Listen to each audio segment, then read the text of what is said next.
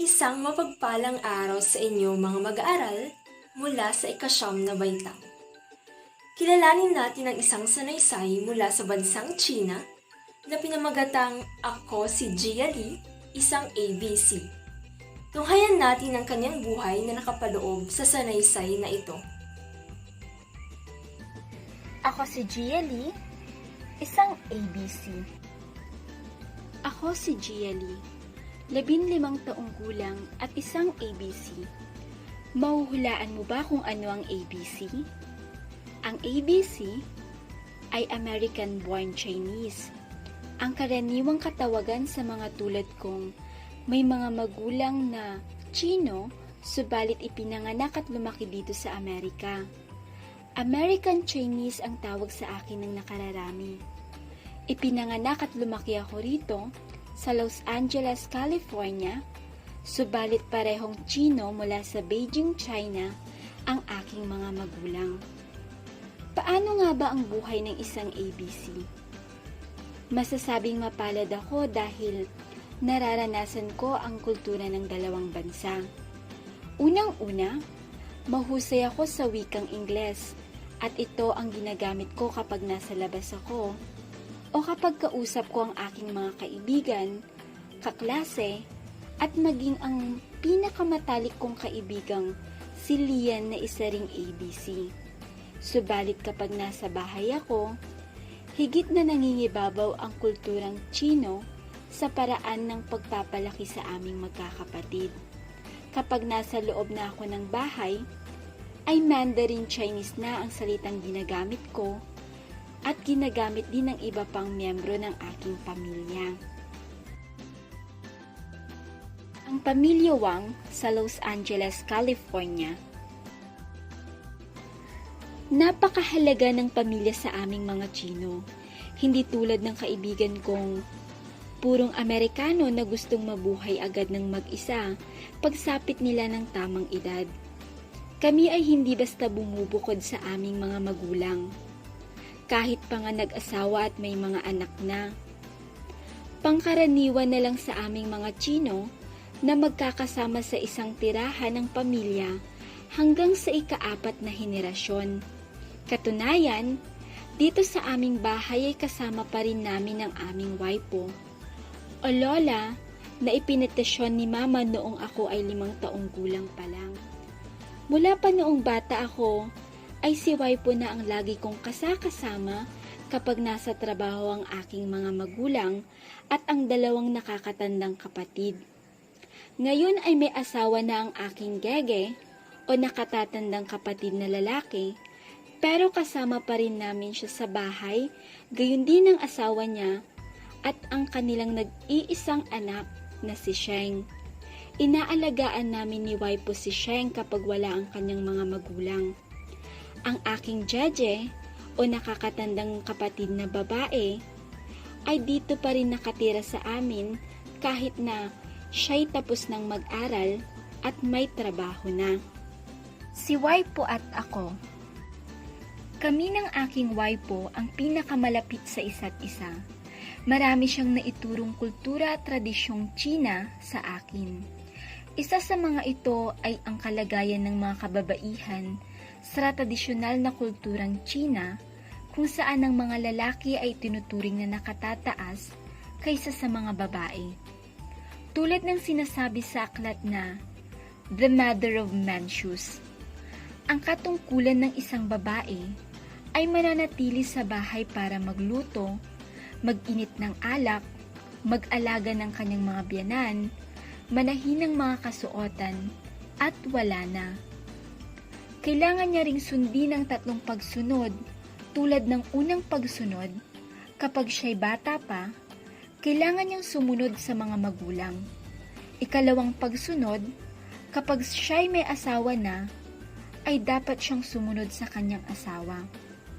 At ang ikatlong pagsunod, kapag siya'y nabalo, ay kailangan niyang sumunod sa kanyang anak na lalaki.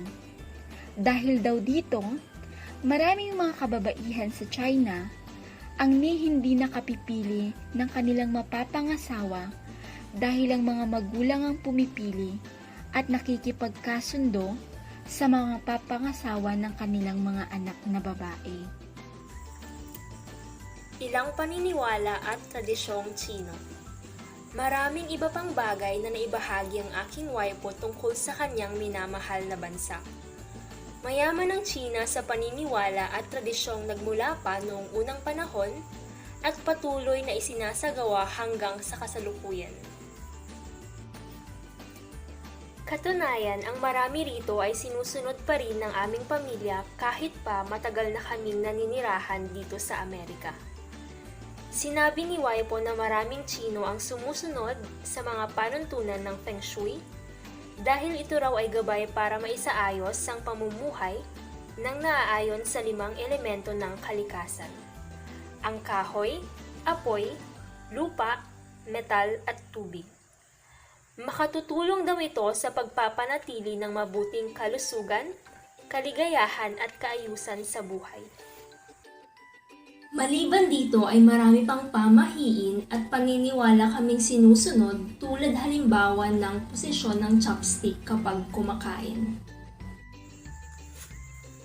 Bata pa ako ay lagi nang ipinaalala sa akin ni Waipo na hinding-hindi ko dapat itusok ng patayo sa gitna ng kanin ng aking mga chopstick dahil ito raw ay nangangahulugan ng kamatayan. Marami pang ibang paniniwala ang sinusunod namin sa mga okasyong tulad ng kapag may ikinakasal, sa mga paglilibing, sa pagdiriwang ng bagong taon at iba pa. Subalit, hindi lang si Waipo ang nagtuturo sa akin. Siya man ay tinuturuan ko rin ng kulturang Amerikano. Isinasama ko siya minsan sa panonood ng football at pagkatapos ay kumain kami ng hotdog, hamburger at ng iba pang pagkaing Amerikano. Sinisermonan nga lang ako ni Mama dahil mamantika raw ang mga ito at baka makasama sa kalusugan ni Waipo. Ako rin ang nagturo sa kanyang mag-Ingles. Nakatutuwa dahil pagkalipas ng 10 taon niyang pagtira rito sa Amerika, ay marami-rami na rin siyang alam na salitang Ingles. Pumayag naman siyang matuto dahil kapag lumalabas kami at napahiwalay siya ay baka hindi na siya makauwi sa bahay kung hindi siya makapagsasalita ng kahit basic English man lang. At di tulad ng ibang matatandang Amerikano na sa mga home care tumitira kapag hindi na kayang mag-isa sa bahay, hinding-hindi namin papayagang malayo sa amin si Waipo. Tiyak na malulungkot siya roon at malulungkot din ako dahil kaming dalawa ang magkasama sa silid. Ang kainan sa pamilya. Tulad ng karaniwang pamilyang Tsino, ang aming pamilya ay nagbubuklod sa iisang hilig, ang kumain. Sabay-sabay kaming kumakain sa aming pabilog na mesa. Sa kaugalian namin ay dapat una munang papaupuin ang mga nakakatanda at mga bisita bilang pagpapakita ng paggalang. Kasunod ang mga pinakabata tulad ni Shini, tapos kami naman. Hindi nawawala ng noodles, wonton soup, lugaw, iba't ibang uri ng dumplings, kanin, at mga ulam tulad ng sweet and sour pork, breaded fish fillet, at lumpia sa aming hapag. Mas gusto nilang mga nakakatanda ang pagkain pinasingawan o steam kaysa piniprito o nilalagyan ng mantika.